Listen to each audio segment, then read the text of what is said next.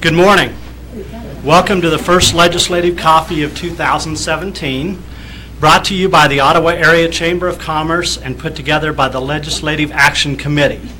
Our other sponsors are Franklin County Farm Bureau Association and American Legion Post number 60. We want to thank the Franklin County Democrats for providing this morning's refreshments. It is great to see our citizens here this morning and taking an active interest in what happens with state government. We also appreciate our legislators taking time out of their busy schedules to be here and to share with us their thoughts. We appreciate you listening and allowing us, the citizens, to be a part of the process. I would ask that everyone turn off their cell phones. We would also ask that everyone be respectful of our elected officials and others in the room. If you have a question of our legislators, raise your hand and we will bring the microphone to you. We ask that your questions be short and to the point. We ask that you only ask one question per person at a time. Hold applause to allow for additional questions. You may ask a question, but statements are not allowed. Other thank yous go out to the Democratic Central Committee for the refreshments. I already did that one. The City of Ottawa for providing this facility and the coffee, and Matt Simonson for filming and making sure that it's put on the Government Access Channel. Since it is on the Government Access Channel, we ask that you use the microphone due to this being broadcast live on the Government Access Channel.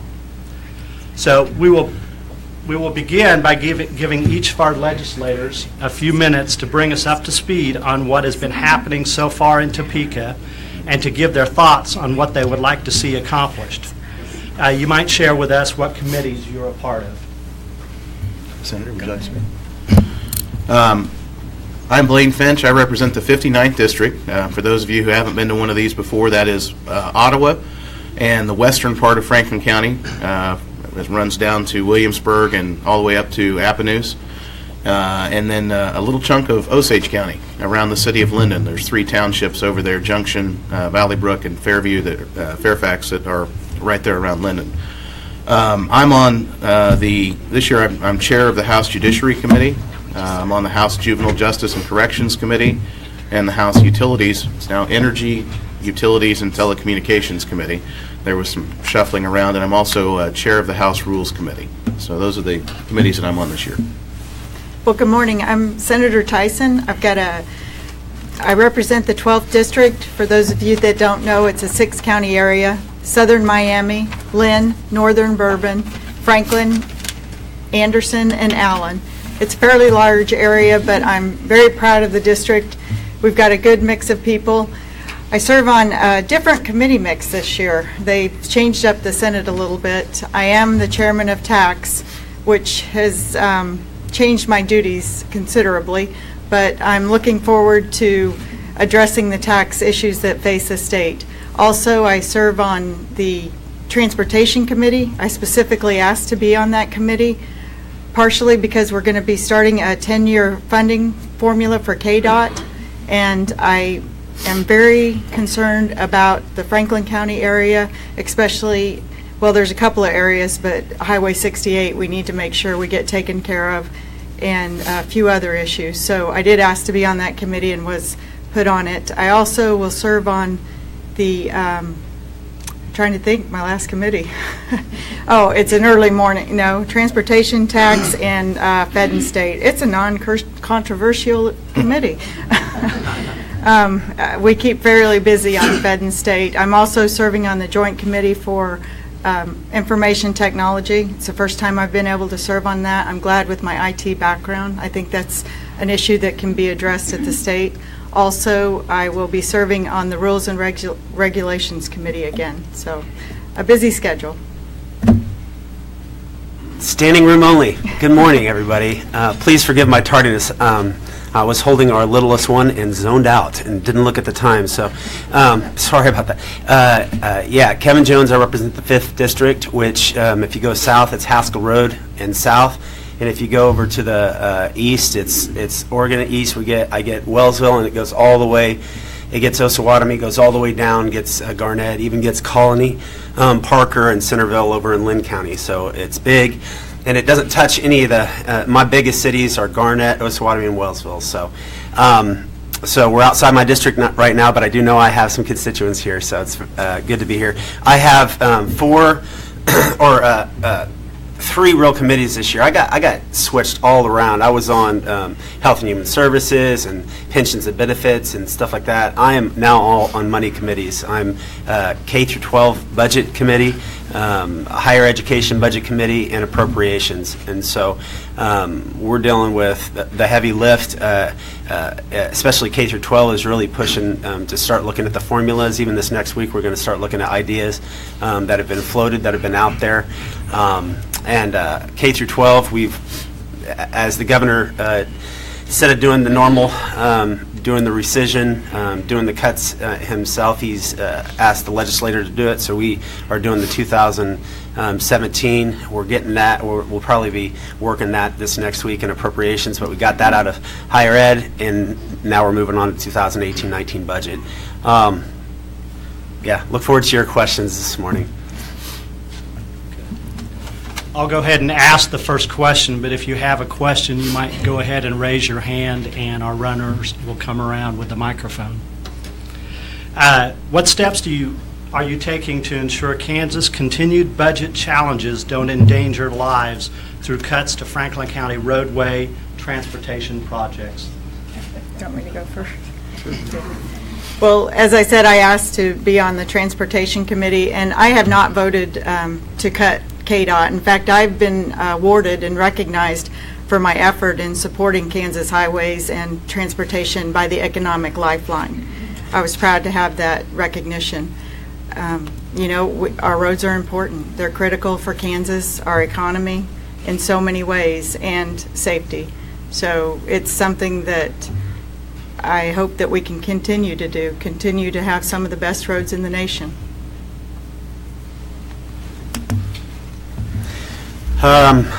Budget cuts to the highways. Given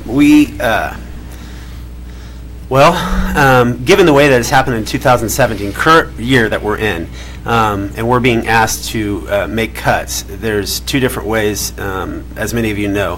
One is to just slash everything, make cuts. The other way is to kind of do it and I call it living off a credit card. You're just pushing it out, whether it's the CAPERS payments being pushed out, whether it's whatever it may be, the PMIB, which I don't know if you've heard about that.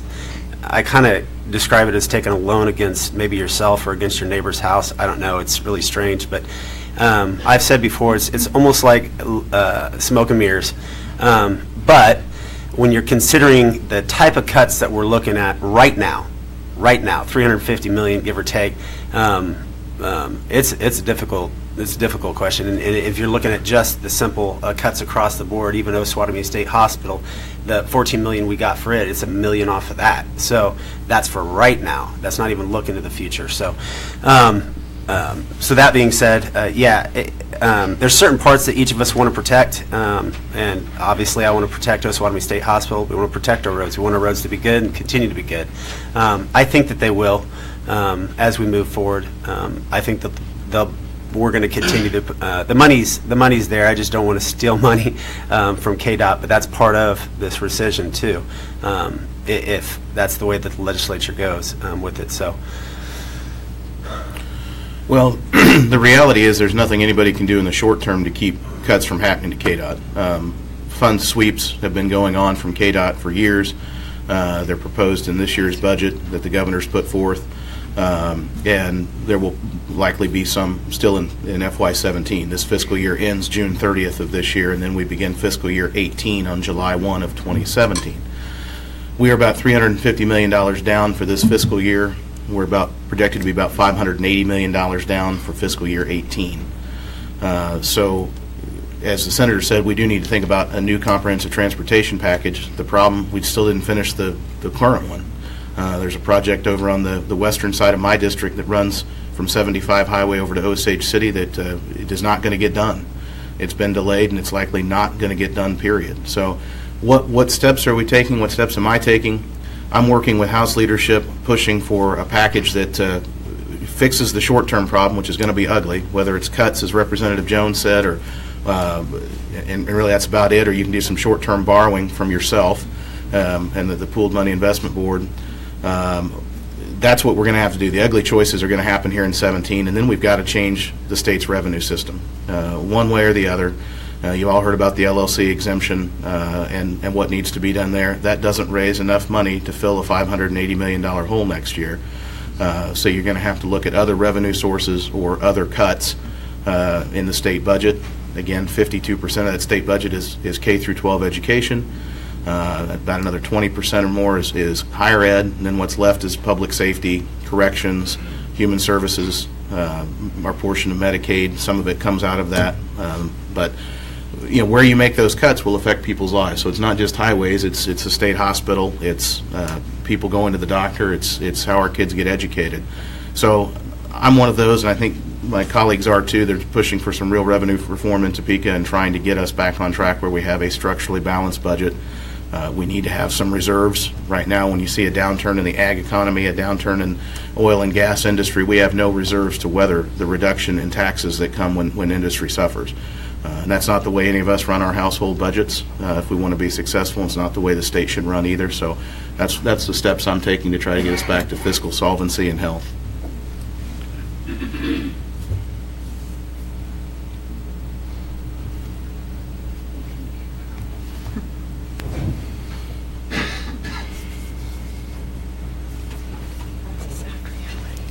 Representative Finch kind of touched on this. So, and Senator Tyson, I know you're working on the LLC.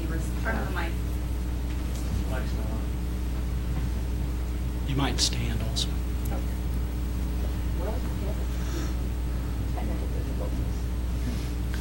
IT committee, can you? Yeah. There you go. Do you know that's probably a better easy. I'll go on with the next question, and then we'll come back to you. They will stand at ease. There you go. Okay, I'll go on with the next question. The first question had to do with the state's continuing budget challenges. In a recent column in the Ottawa Herald, Senator Tyson, this one's directed specifically to you, but I'm going to word the question that you can all answer it. You stated that income has risen 3% in the last years and that additional expenses still need to be cut. Can you elaborate on your thoughts regarding this? And considering that expenses have already been cut and accounts have been tapped to cover the shortfalls the past several years, please explain how income is up. And then I would ask all three of you to talk about how the state budget is not meeting demands, how you would tackle that. Well, I received conflicting data, and the data that I had received the first week that we were in session said that we were up 3%. Well, when I was reading the budget report, it's actually 0.3%. I sent out a correction in my email update, but I will be sending that to the newspaper also this week. We do receive a lot of conflicting data, and that's part of the problem of what's going on in Topeka. Prime example, yesterday, I'll tell you what happened. We received, the tax committee received numbers on an estimate of 0.1% increase on income tax would be approximately $50 million. Well, they had been working off of that number all week trying to figure out where to go with the income tax. We found out Thursday revenue changed that number. It's estimated now at $40 million. Well, that's a 20% difference. That's a pretty big difference when you're trying to figure out what you need to do with taxes. So as far as the budget shortfall, I know this is another number. You're hearing 300, you're hearing 350. The number that I saw, I gave a presentation on tax this week, was actually 380 million short. And next year, if we don't do anything, we do nothing with taxes, nothing with budget, it's over $800 million short. So something has to be done. And as Representative Finch said, the problem with 2017 is you cannot do, there's hardly anything you could do with tax. Oh, there's always something, but it would stifle the economy. With tax this year, in order to address the budget situation. So this year, it has to be addressed through the budget, and then next year, it can be a combination of budget and tax. What we're looking at, different things with the budget. One of the things that we found out that could happen right away that would help is the regents with the CAPERS programs. Most people in CAPERS pay income tax going into CAPERS, but you don't pay coming out income tax. It's like a Roth retirement plan. Well, it's been discovered that regions don't pay going in or going out. And Revenue told us this week that's approximately $20 million. So that's a fix that we can implement quickly, and I don't know if we can, that's the thing, it would be a clawback to 2017. So that has to be looked at, or it could start mid-year, fiscal year 2018. Those are items that we have to really research. The other thing that I know, I sent a chart out, I know most of you didn't see it, but if you look at the graph, spending has increased and revenue. Taxes collected for the state has increased over the last 3 years on average 0.3%. The problem is that we are spending greater than that 0.3%. So we continue to spend more than we're bringing in. You're always going to have a problem as long as the state continues to do that. You know, when Sebelius, Governor Sebelius and Governor Parkinson was in the situation, 2009, I went back and researched what did they do to get through that economic downturn. Because not only do we have the tax that impacted some of the revenue, we have a huge downturn in agriculture and oil. We have, in fact, it's estimated that we are at 1980 prices for agriculture. It's that bad. And it is impacting our state and the revenues that are coming in.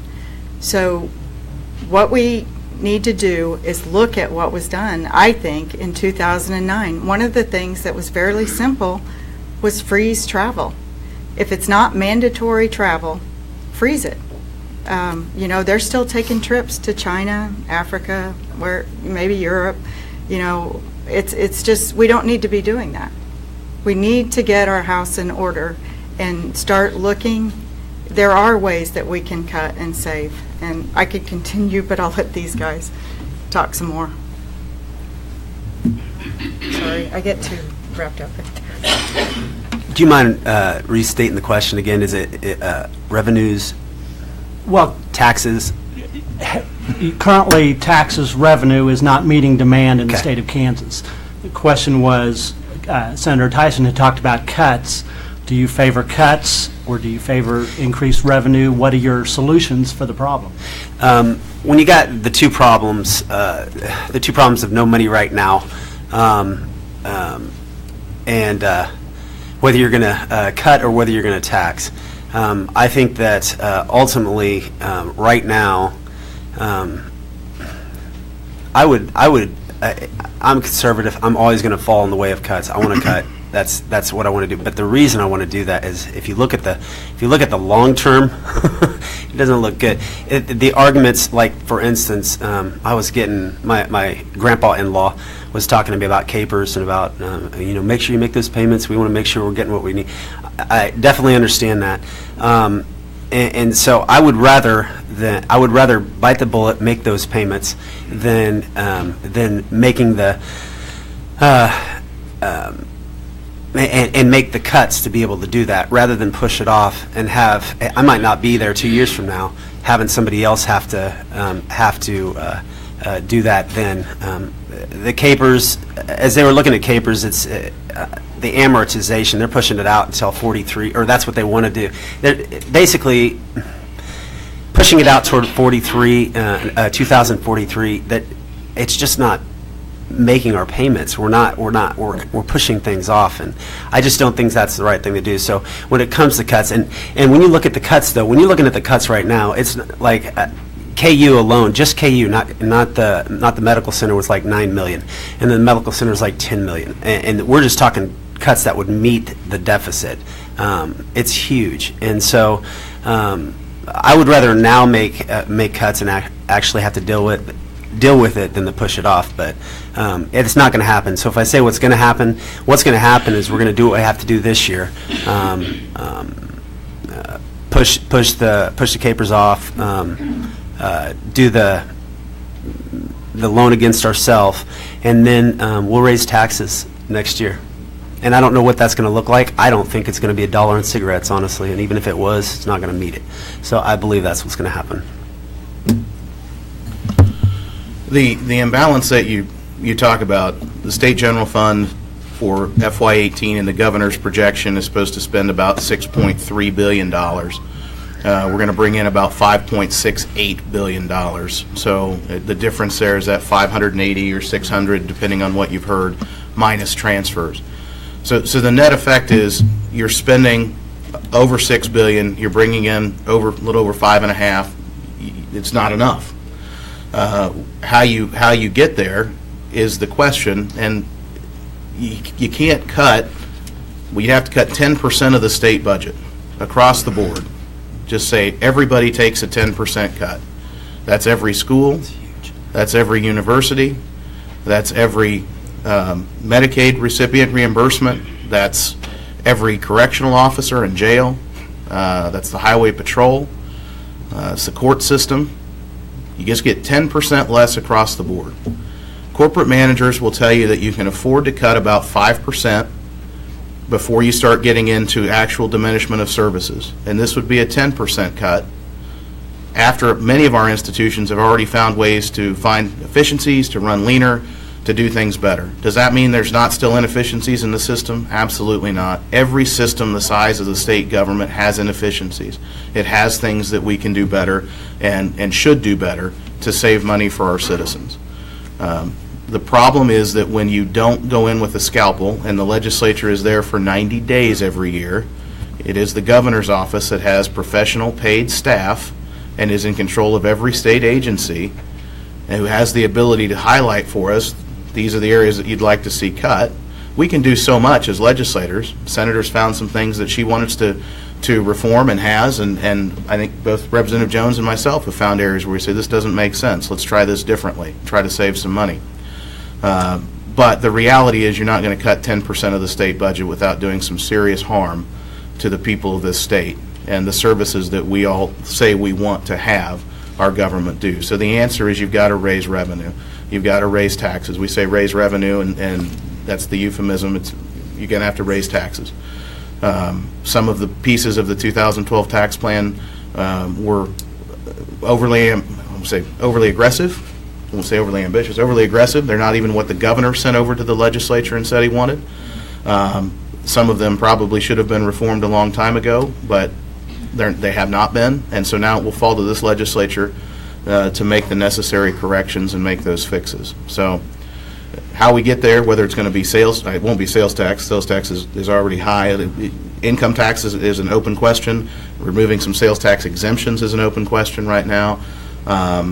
Cigarette, alcohol, fuel taxes have all been proposed, and some are less pleasurable than others in terms of the public will.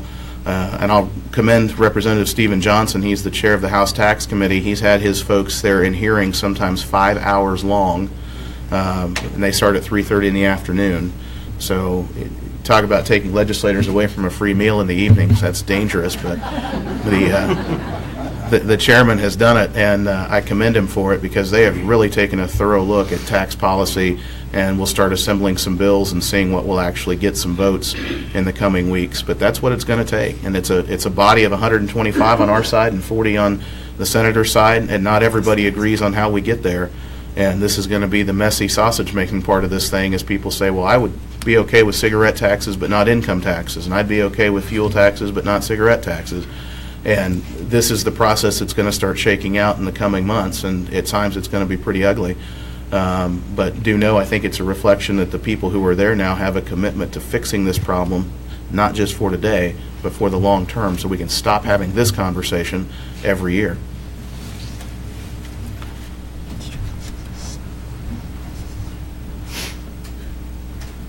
Okay, at this point, I feel like maybe I'm beating a dead horse, but along these same lines, with the LLC repeal or whatever you want to call it,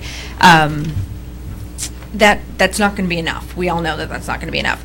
So at what point do we start seriously considering a return, or at least partially returning to more tax brackets? Because the real damage was done when we took the tax brackets and condensed them into smaller tax brackets, therefore eliminating a significant portion of our revenue. And that seems like a pretty simple fix. Of course, it'll make some people in the top tax bracket less pleased with us, but it would help revenue significantly. Well, when you formulated your question and tried to ask it the first time, the horse was still alive. So,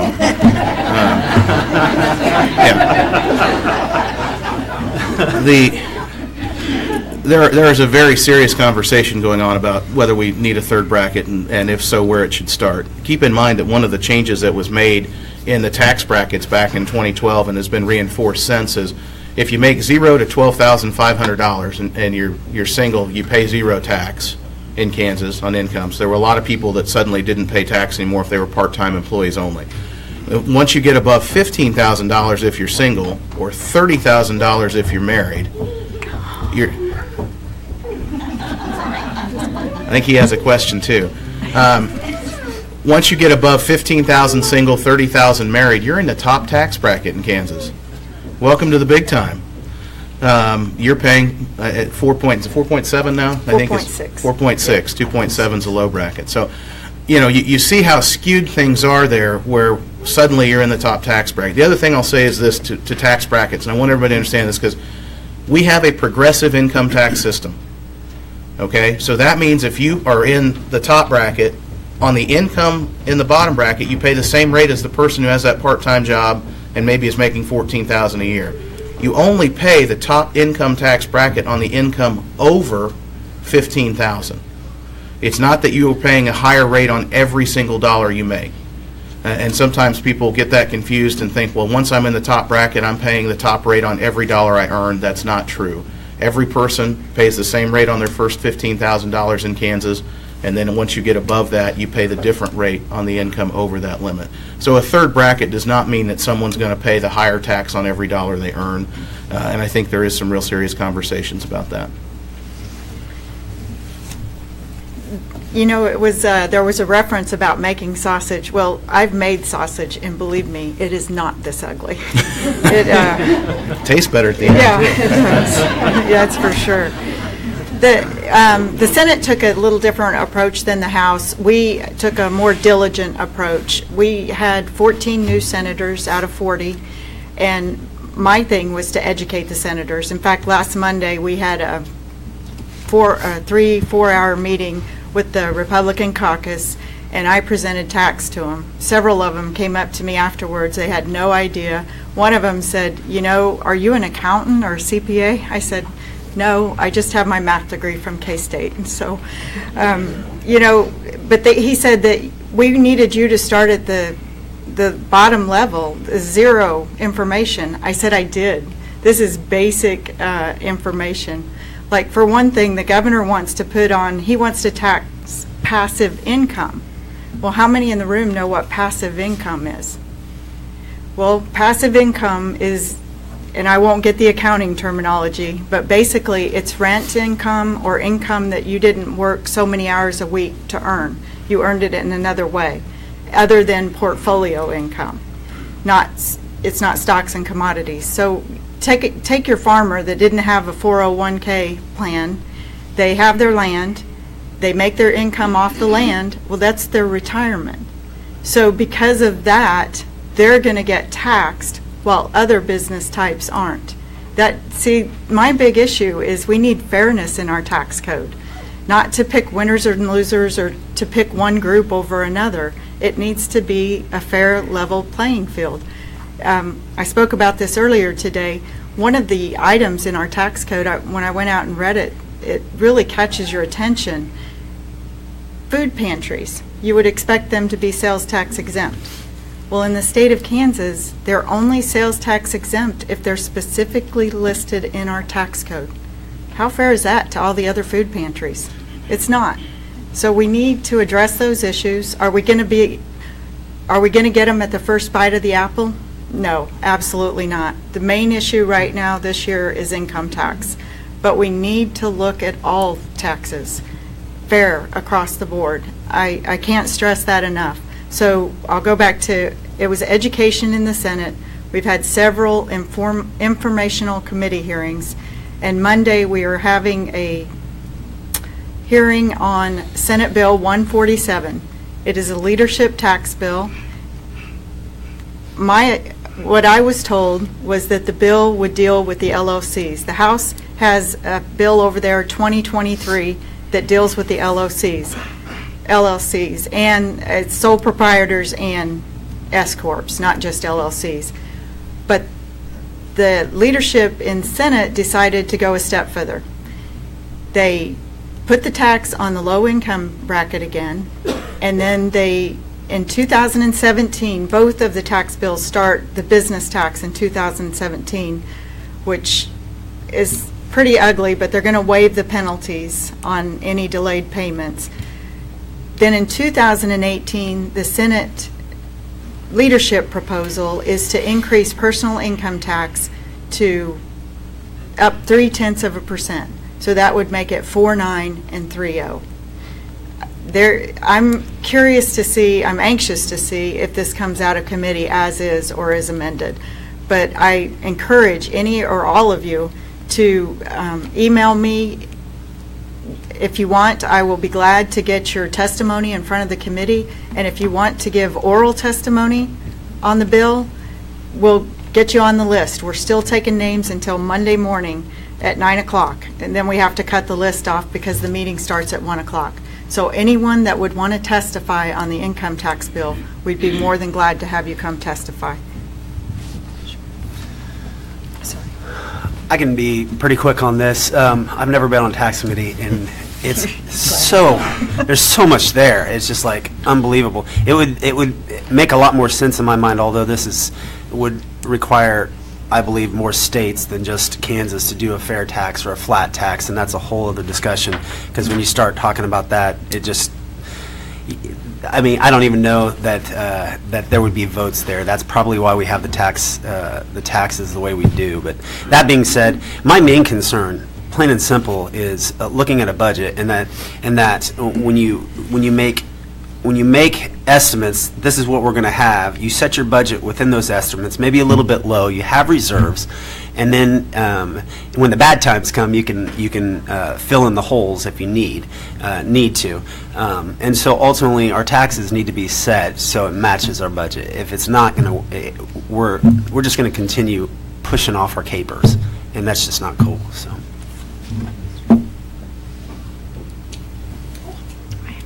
Is it working? I'm Almeida Edwards. This is just kind of a little picky informational type of question. I read early on in the session, somewhat surprising, that in the Senate there were no attorneys whatsoever. And now over all my life I've heard, well, the problem with Topeka, there's too many lawyers up there. So what I want to ask Karen is the lack of attorneys in the Senate something that kind of takes a leveling factor away as far as, gosh, I almost said stupid ideas, but you follow my drift. Do people? That's wonderful. I think the House members could address that too. There's never a shortage of stupid ideas. Yeah, that's for sure. Nope. That's the problem. The Senate does have a different makeup this year. There is one person that he has a law degree, but he's not a practicing lawyer. And he happens to be a Democrat so he's not appointed to any committees. He's a ranking minority on some of the committees, but he thought he should chair judiciary because he's the only lawyer in the chamber. But he's not a practicing lawyer, so it has changed the dynamic of the chamber. What I'm very happy is that Representative Finch is the judiciary chair in the House. So I know that the Senate chairman will be leaning on him for information and his expertise in that area. You know, the other thing is we do have a team of lawyers that write the bills and make us all look wonderful. that, and they're a great group of people. We work very closely with those lawyers to get the language right.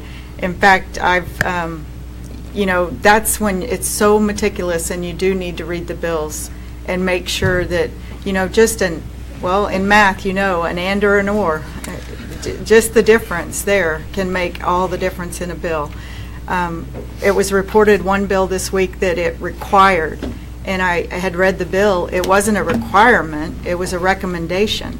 There's a big difference in that terminology. So, I don't think that's going to harm the Senate in their due diligence. We as the senator said, I'm chair on the House side. Rick Wilborn is the senator who is chairing judiciary on the Senate side, and a very good man. And he and I meet and talk frequently about what's going on, and just trying to do some air traffic control on who has what bills and what might be coming the other way.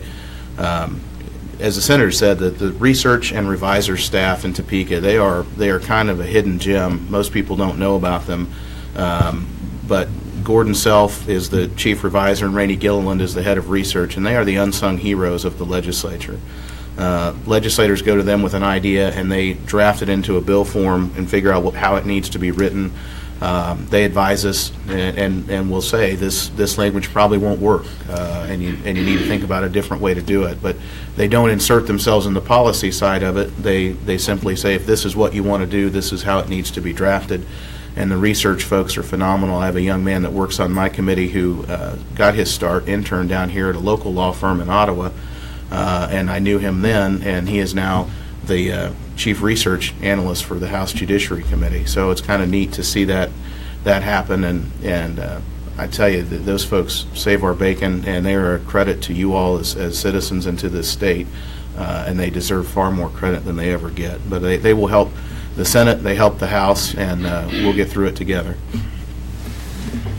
And yeah, they're all around us all the time. In each of the committees that we chair, they're always there. And so if we do have a stupid idea, they keep us within what is constitutional and what will actually work. But I do have to say the hard part, and I think maybe this kind of goes more to where your question was at, is that I think that lawyers have a mind set that they already can say, well, you can't do this because of this, you can't do this because of this.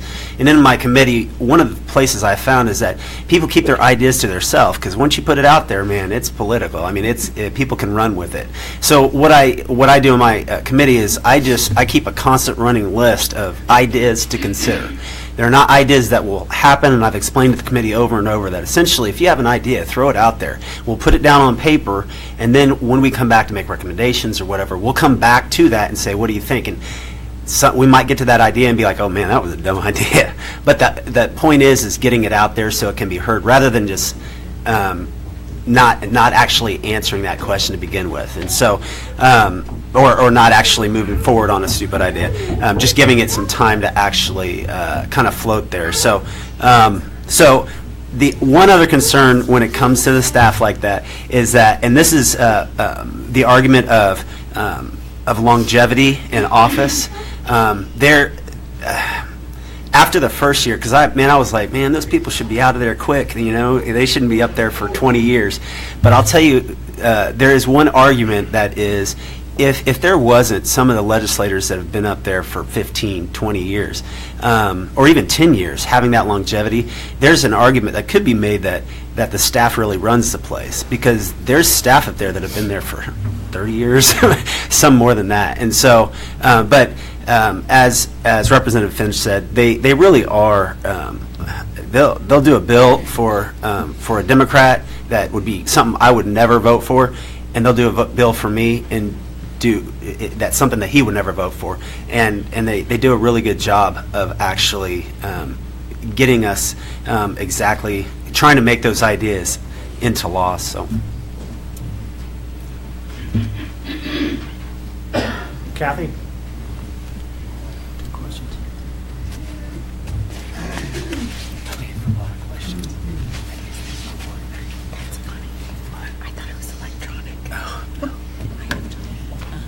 understand. Hi.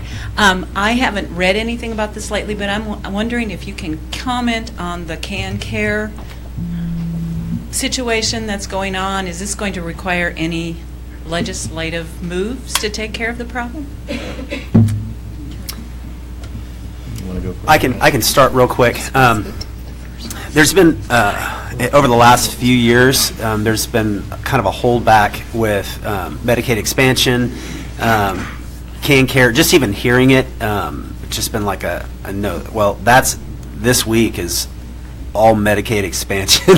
They're going to do the hearings, and they gave it time. It's not going to be everybody in a single room all at one time. I was in Health and Human Services the first time we even heard it, and seriously, the testimony was like a minute and a half apiece. There was just no time, and there was tons and tons of people who wanted to speak to it. So I know this. They're going to be talking about it for 3 days over this coming week. So I'm sure there'll be a lot to read about and know about when it comes to CanCare. And are you talking about expanding CanCare or just currently where it's at? Well, the current situation where they've been put on notice by the federal government, weren't they? Oh, yeah. That situation. Yeah. Somebody want to speak to that more? I don't So, know. CMS indicated that the extension for CanCare had been denied, and then Susan Mosier came over and testified before Senate Health Committee, chaired by Senator Schmidt, and I think she's been in to talk to the House Committee, chaired by Representative Hawkins. So I'm not on the Health Committee, so this is not my area, but I can tell you that that letter sent some shockwaves through certainly the House side, and I'm assuming the Senate side based on Senator Schmidt's response.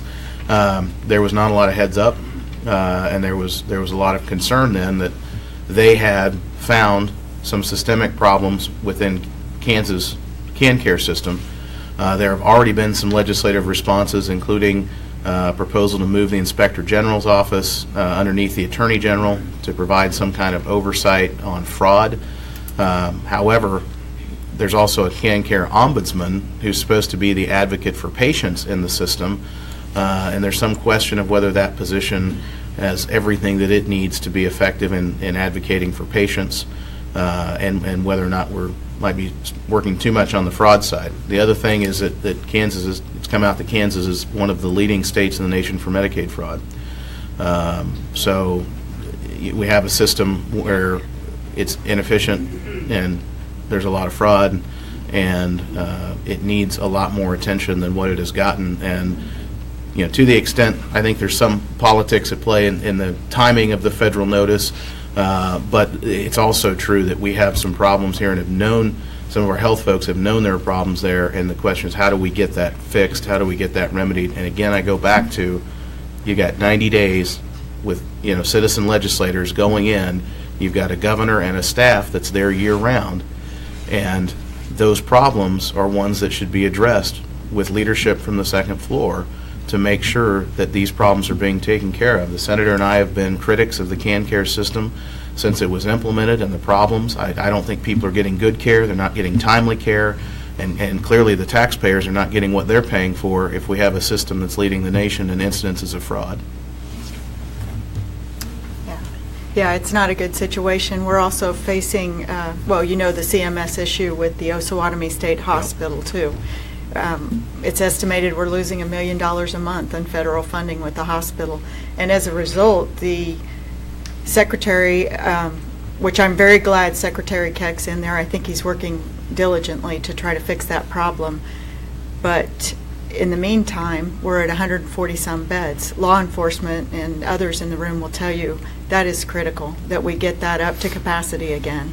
And so we have two major issues. I know we've reached out to the new administration on behalf of the Osawatomie State Hospital. I'm not sure that's been done on behalf of CanCare, but we need to get that turned around quickly. And I say we, the administration. Yeah, Senator Finch is right, not to pass blame, but... Don't promote me yet. Oh, sorry. Wow. We'd have a lawyer in the Senate. Yeah, there you go.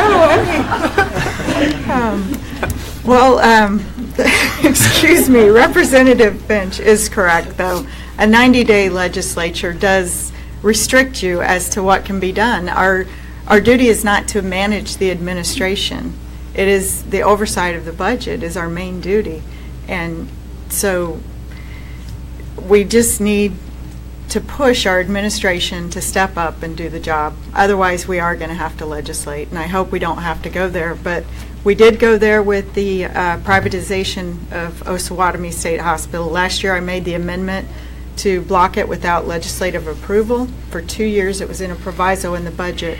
This year, thank you to Representative Jones and we introduced bills in the House and the Senate this last week.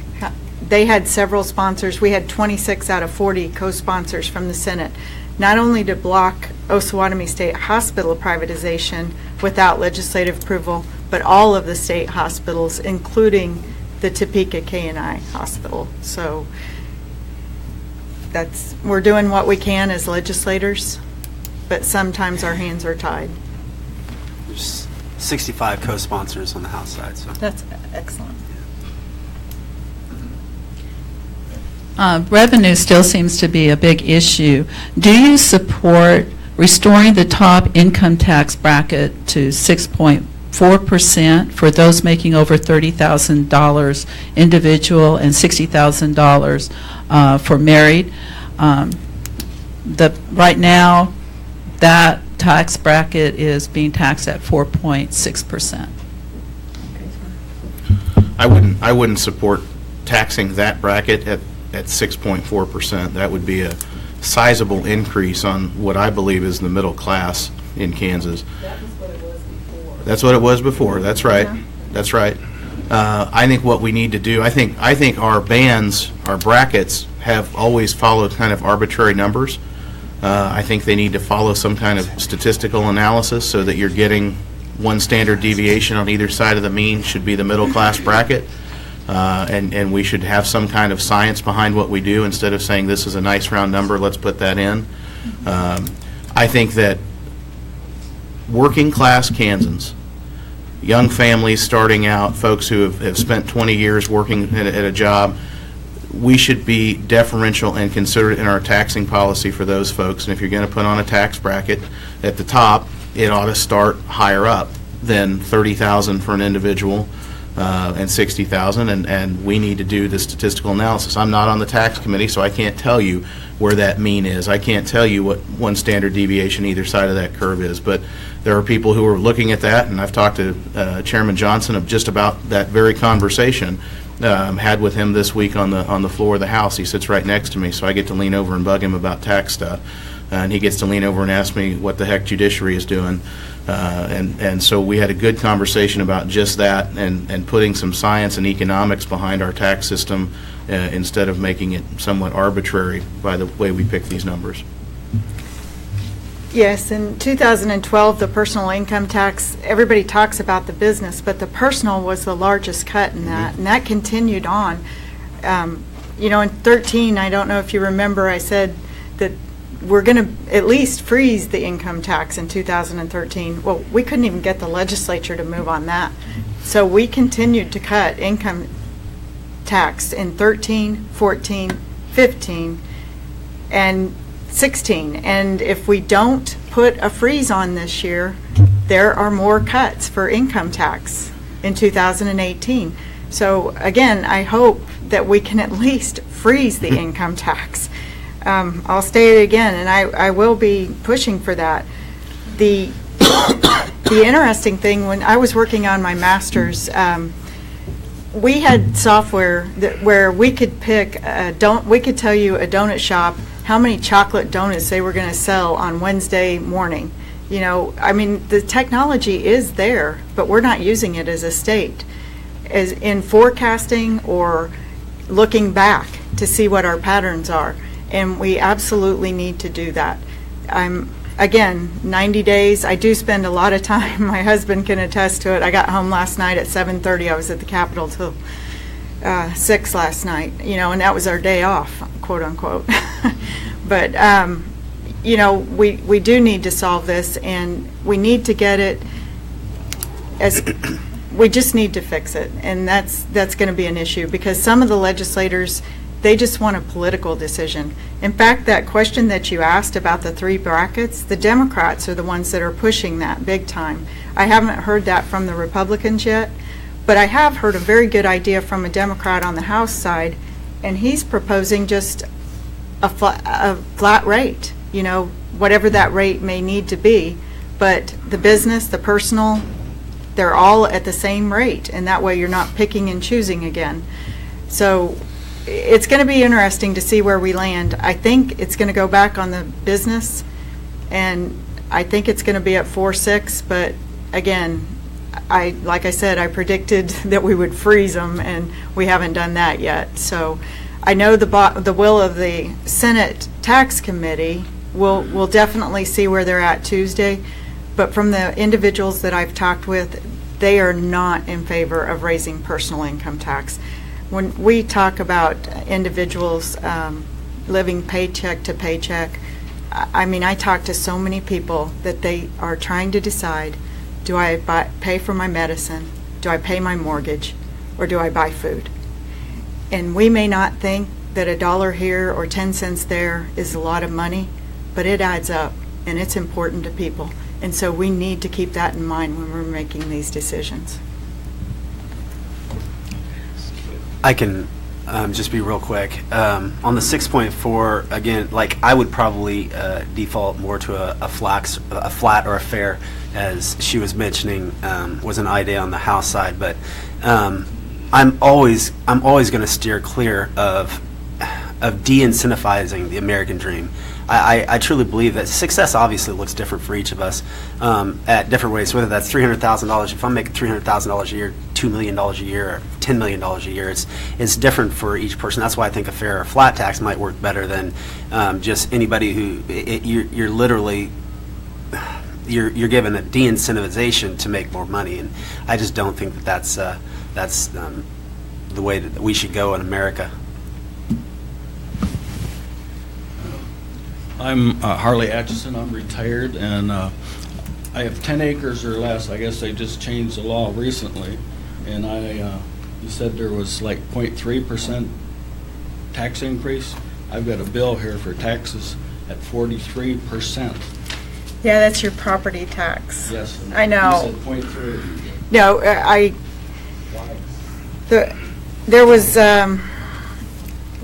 that wasn't a result of, well, there was legislation that changed on the acreage and definitions, and some of the county appraisers, I've talked to many people in my district, 43, 50.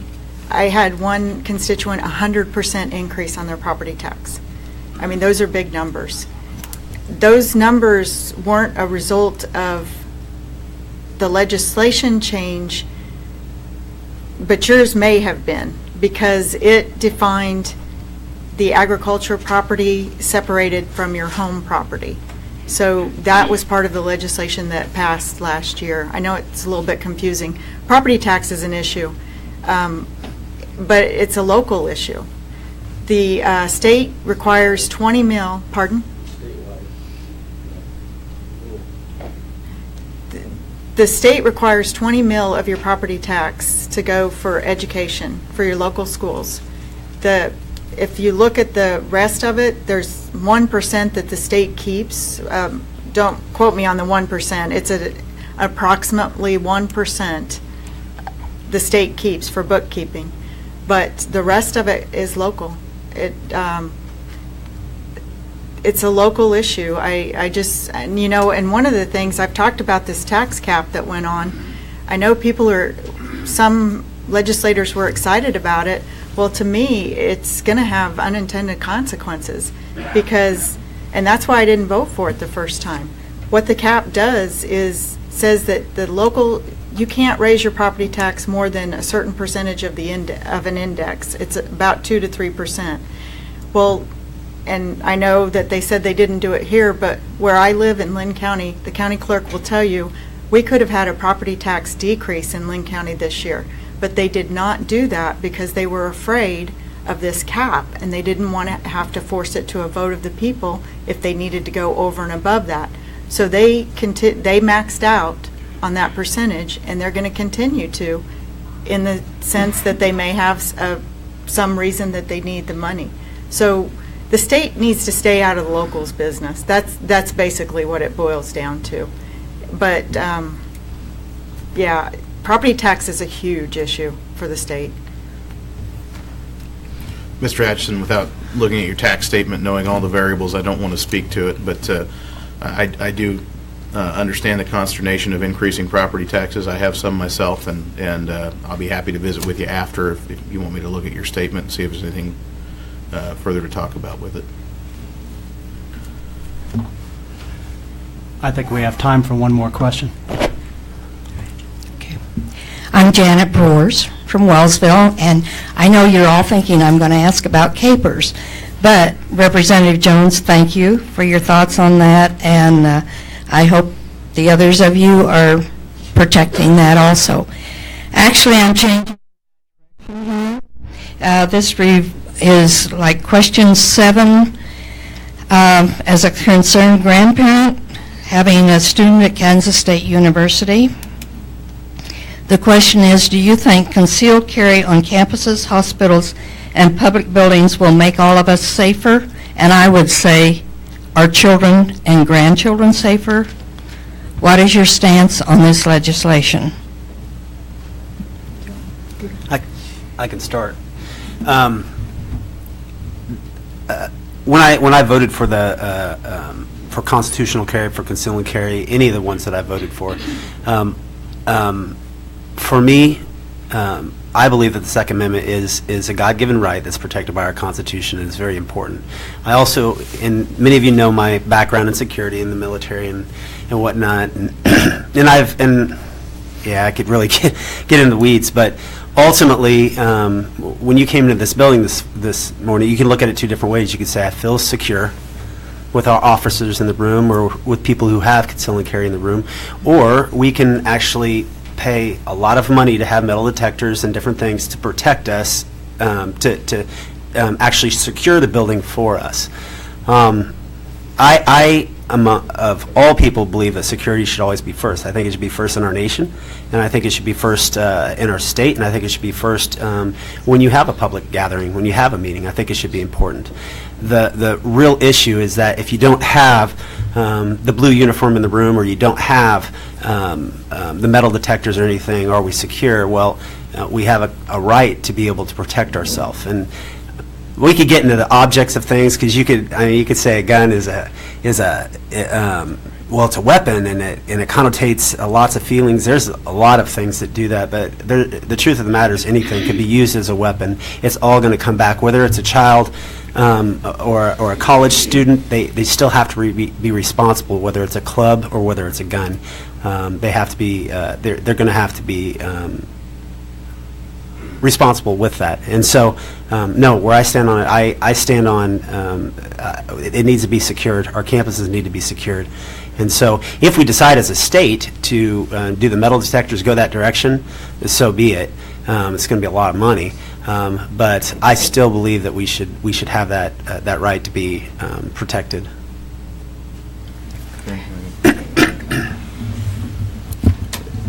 I would say this one's not done yet, Janet. One of the other folks I sit behind the floor is the chairman of the Fed and State Affairs Committee in the House, and John Barker is a good representative, very thoughtful guy, former judge, and they've had their hearings on that bill, and he is talking with both sides about whether or not some compromise can be reached on the college campus issue. So I want to reserve judgment on what I will or won't support until I see what we get. But I can tell you that I thought the compromise that allowed for a period of exemption while universities and other institutions figured out what security measures they would put in or whether they would allow carry was a good idea at the time. And if we need some additional time to do that, I could see that also being a good idea. I think what we all hate in our society is that there are acts of violence, that there are people who do harm to others, that they go and shoot up college campuses or movie theaters or nightclubs for a number of reasons. And the sad reality is that whether there's someone there with a gun or whether there's a metal detector isn't going to stop evil in this world. And all of us feel safety in different ways. For some, it's knowing that they have the ability to carry a firearm, and for others, it's knowing that, well, there's a metal detector and a couple of security guards. But the reality is, if someone is bent on doing harm to others, there's almost no way to preemptively stop that. Many of the incidents that we read about every day and see in the news media, and especially the graphic and horrific ones, Fort Hood and Orlando and others, are not people who are carrying a concealed weapon who decide they're going to go in and shoot the place up. It's someone who didn't have that permit to begin with. So I am an advocate of people being able to concealed carry. I do support training for that. I've gone through the training. I wish there were more training, quite frankly, in the responsible use and carrying of firearms. You look at what our law enforcement officers have to go through, and I think if you talk to them, they'll tell you it is an awesome responsibility to carry around on your person the ability to snuff out someone else's life. And it should never be taken lightly. It should always be exercised with the most extreme care and responsibility. And I think we do need to have a conversation about what amount of training is appropriate before people carry firearms into places where passions are aroused, sporting events, courtrooms, hospitals, places where people can be upset. We need to have those conversations. I mean, I've sat in hearings and watched people lose their children, watched them lose their home in a foreclosure. And there's a reason that judges say, I don't want guns in my courtroom. And sporting events. You want to talk about the right mix of alcohol and people being upset about things that are probably not consequential, and doing stupid things afterwards. Well, sports is kind of the microcosm of humans behaving badly. And so we ought to have some conversations about whether there are those places that we don't think, where we think security measures like security guards and metal detectors are more important than concealed carry, and I think the law struck that balance. Long-winded answer to say I hope that they get that compromise and that they strike that balance again going forward, and we can have that conversation. But there is no law that's going to make it all go away and make people stop treating each other poorly. Unfortunately, the good book says that started right away, and it's continued ever since. Well, I support the Second Amendment. It was interesting. I'm going to show my age here. When I went to high school, it was nothing, or it was common to have guns in the back of the truck. The guys would go out hunting after school. So I think part of it is a comfort, being raised around them and just having a familiarity with them and respecting the safety with them. The interesting thing was, like I said, the Fed and State Committee, no controversial issues there. That was the committee that it comes before. And when the conferees were testifying on it, it was interesting because the last conferee stood up and said, there are guns in this room right now. And there was a shock that went through the room. I mean, visible and audible reaction. And they were so upset that, oh no, there might be guns in this room with us. But they had been sitting in there with them the complete time during the testimony and just didn't realize it. So I think it comes back to education and comfort and just the respect that it is a weapon or can be used as a weapon. So, but I support the Second Amendment. Well, I support the Second Amendment too. I've been raised with guns. My husband is a hunter, and he bought me a shotgun, which I used to work better. But my concern is your point, responsible. And we have people who are not responsible. Your point about training, and I think that was deleted as far as having to have training before you can carry it. Those are the two most important factors. And I think somehow that needs to be back in there. And quite frankly, sometimes college kids aren't really very responsible. And I see both sides. At one time, I taught college classes. And I had a couple students who weren't real happy because I had high expectations. I didn't follow the students. And get emotional about that? Who knows? So just keep those things in mind, please. Good points. Thank you. Thank you all for coming this morning. I didn't know if you each wanted to had a few comments for us or anything you want to leave us with this morning. I want to thank you all for coming out. When I walked in this morning and saw this crowd, I thought how wonderful it was that on a Saturday morning we packed the house and had standing room only. So thank you all for coming out. I'd like to thank my mother and father who are here in the back of the room. 40 years ago tomorrow, my mother went into labor.